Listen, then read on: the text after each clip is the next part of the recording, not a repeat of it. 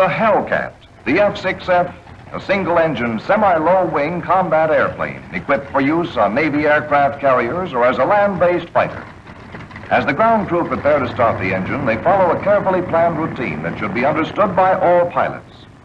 After the mechanic in the cockpit signals that the ignition and starter switches are off, the prop is pulled through 3 or 4 revs in the direction of rotation to clear the cylinders.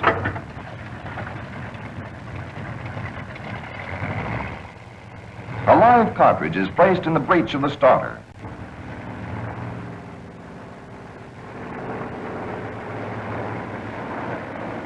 And after locking the breech, the mech secures the access door.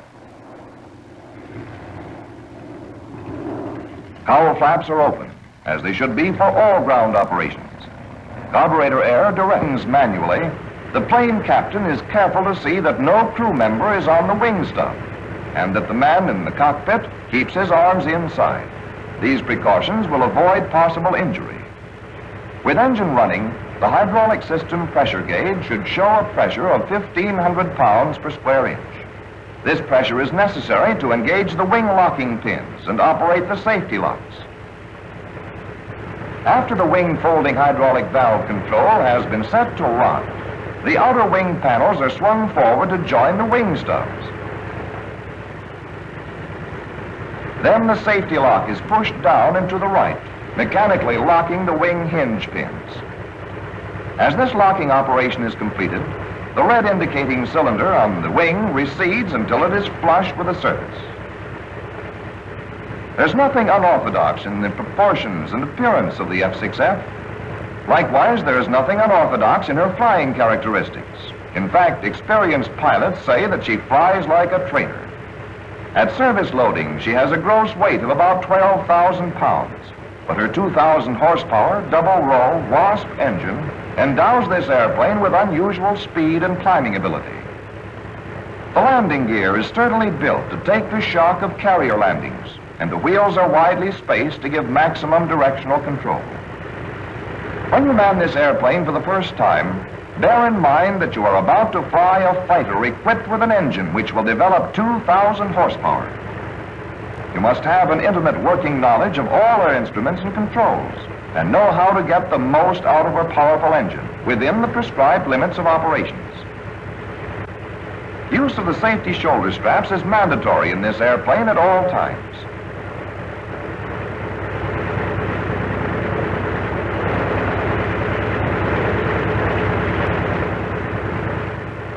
Adjust your seat so that you have proper vision through the reflector sight on the instrument cowl. And be sure the rudder pedals are adjusted to suit your leg length in order to give you full positive control.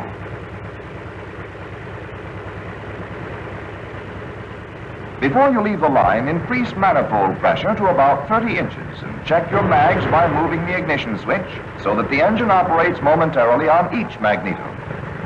A drop of 75 to 100 RPM is considered normal, but if RPM loss exceeds this, malfunctioning is indicated. The hydromatic constant speed propeller should be checked at an engine speed of approximately 1,800 RPM.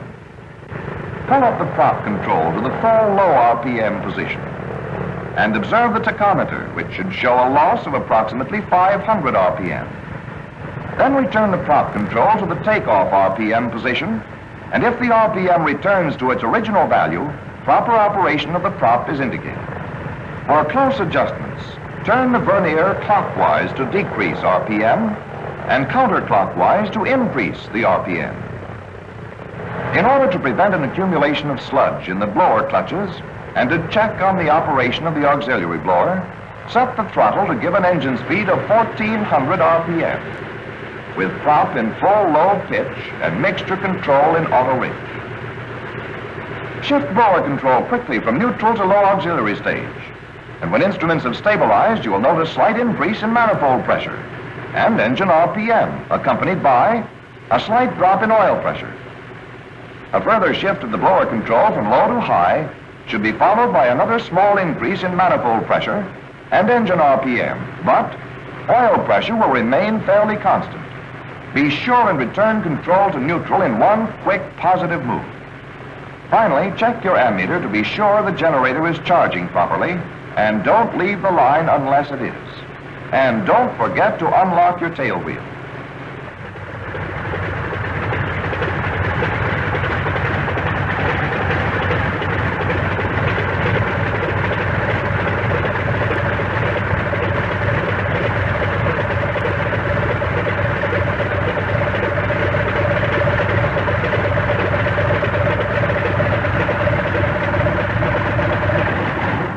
As you taxi out on the field, don't exceed 1,000 RPM.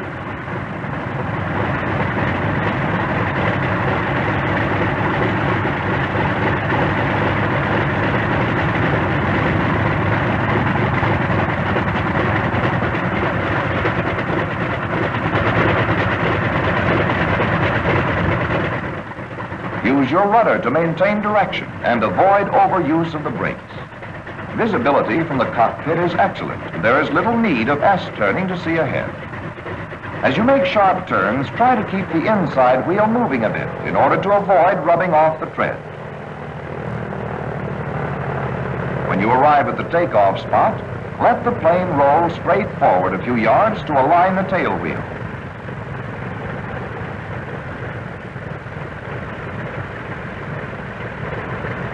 Go through the check-off list carefully and deliberately. Don't trust to memory. Follow the list item by item. Wings locked. The red indicator will be retracted flush with the surface. Gas tanks full, giving you a fuel load of 253 gallons. 87 1/2 gallons in each of the two main tanks and 78 gallons in the reserve tanks. Mixture control automatic winch. Blower locked in neutral. Prop control set for takeoff RPM. Electric fuel booster pump on. Cowl flaps open as necessary. Elevator tab neutral. Rudder tab 1.5 degrees right. Aileron tab neutral. Tail wheel locked. Wing flaps up. You can't gun this engine to full takeoff RPM and manifold pressure while holding the plane with the brakes.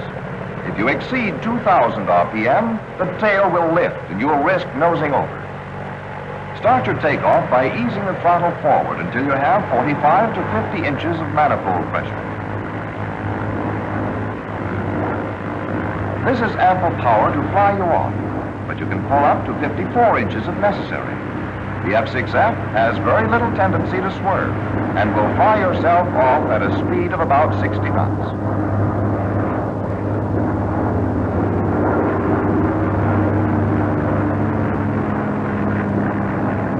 Now let's go back and try a carrier takeoff with flaps down to give a shorter run and a quick positive lift. The flaps are electrically controlled and have no intermediate positions.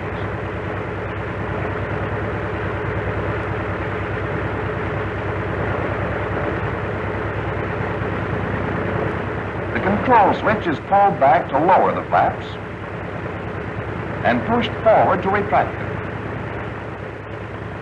If the electrical control fails, you can manipulate the flaps manually. Be sure the handle is depressed before moving the lever. If necessary, use the hand hydraulic pump at the right of your seat.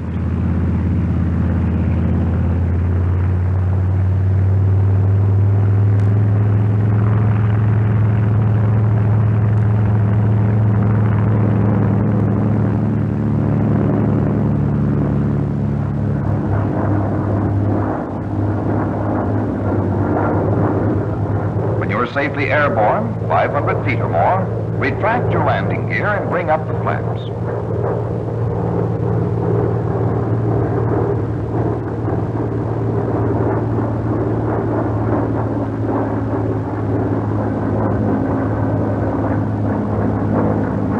Also, switch off the electric fuel pump.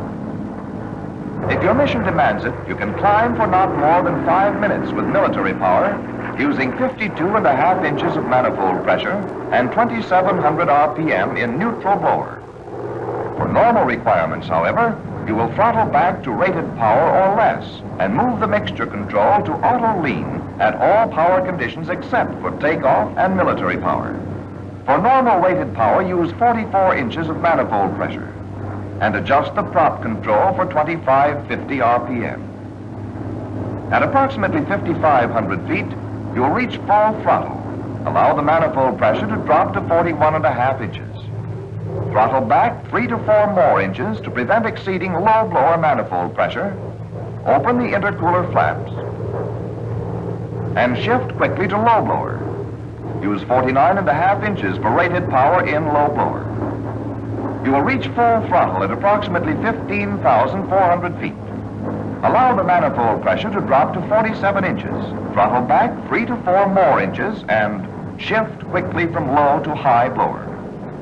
Use 49.5 inches in high blower to continue rated power climb. The full throttle altitude is approximately 21,800 feet. Of course, at this altitude, you will be using oxygen as needed to protect against anoxia. Watch the cylinder head temperature closely. When cruising, never let it exceed 232 degrees centigrade. 260 degrees is permissible for takeoff, military, and rated power operation.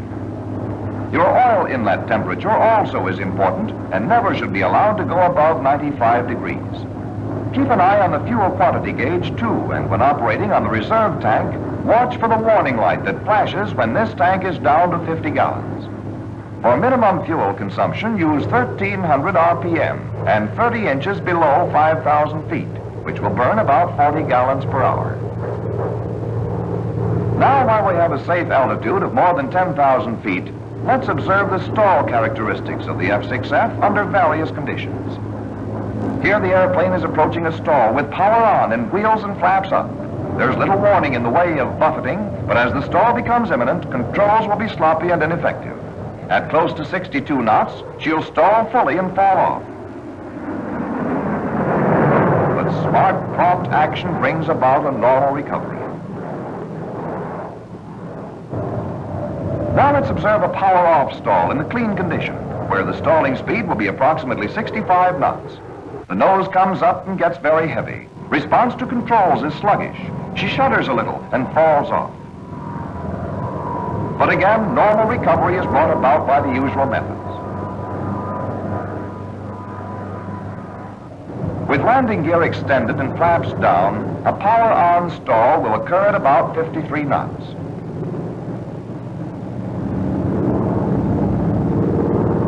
There is very little tendency to spin if prompt action is taken to regain control and recover normally.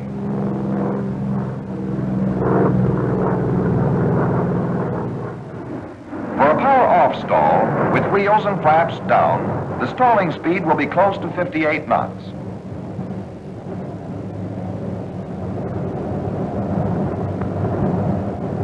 Again, no adverse characteristics will be experienced, and the usual technique of regaining control brings about prompt, normal recovery.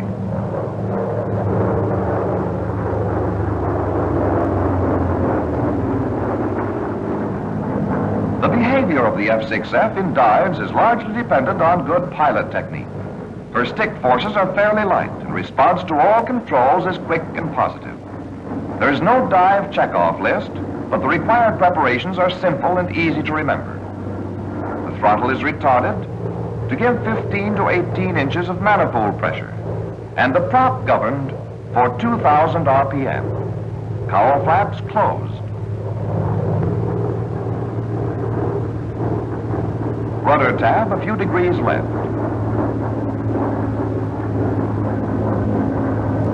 Elevator tab neutral.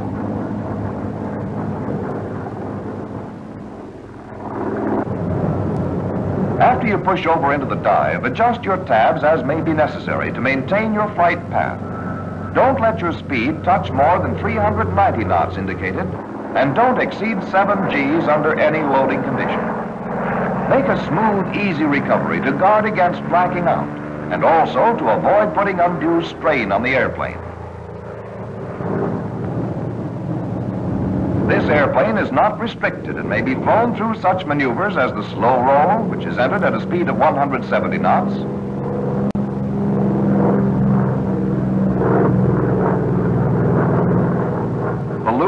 which is entered at 190 knots.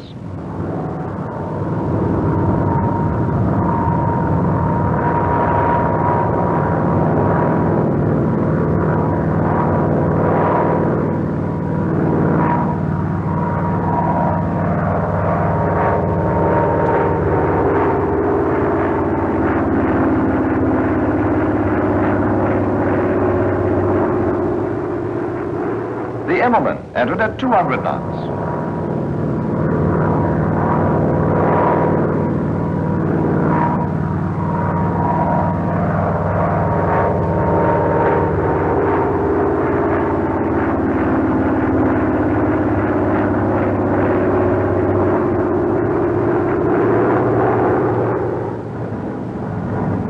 As you come in for a normal landing, go through the checkoff list with deliberation and care. Tail wheel locked.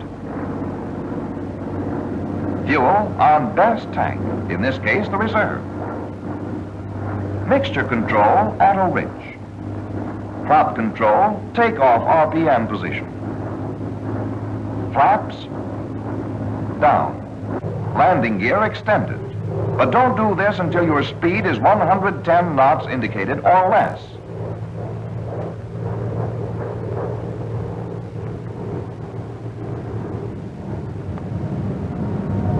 There's nothing tricky about the landing characteristics of the F6F. Bring her in with a little power at about 80 knots indicated.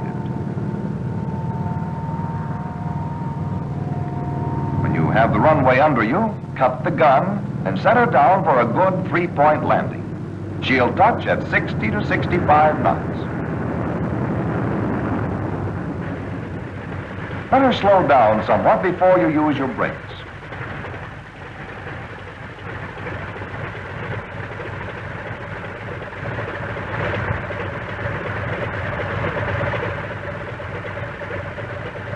Then you can bring her to a full positive stop without heating them up unduly.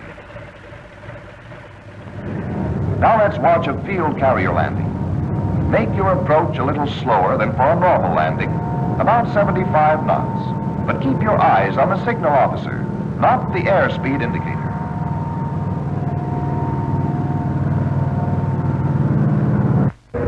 When you get the signal, cut the gun and let her hit the mat. In a real carrier landing, you may hang on the wire and bounce, but your oleos are built to take it. When you are ready to taxi to the apron, pick up your wing flaps and open the cowl flaps fully to keep cylinder head temperature within prescribed limits and prevent scorching the spark plug elbows.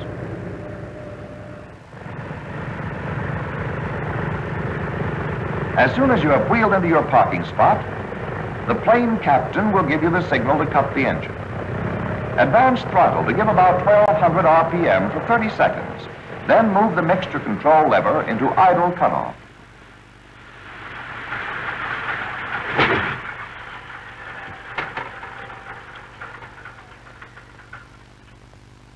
As soon as the prop stops rotating, cut your switch and wait for the plane captain to call out, all clear. Call out to the plane captain, switch off. Finally, shut off the fuel valve, turn the battery switch to off, and cut all other operating switches before leaving the airplane. As this picture has demonstrated, the F6F has no adverse flight characteristics. She is relatively easy to fly, and her armament packs a real wallop. Appropriately named the Hellcat, this airplane is known to be a match for any adversary, a fact already proved by the results of actual combat.